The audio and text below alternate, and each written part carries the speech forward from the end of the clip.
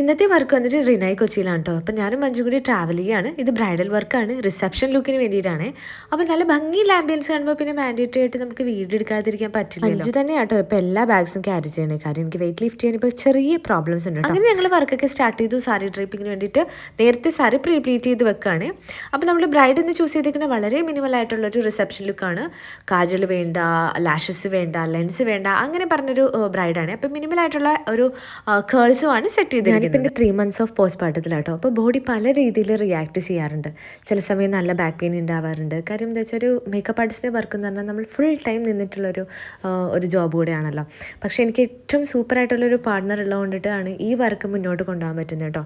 അപ്പോൾ എല്ലാ സ്ത്രീകൾക്കും ഇവിടെ വെച്ചിട്ടാണ് എല്ലാ കാര്യങ്ങളിലും താളം തെറ്റുന്നതെന്ന് എനിക്ക് പലപ്പോഴും തോന്നിയിട്ടുണ്ട് കേട്ടോ.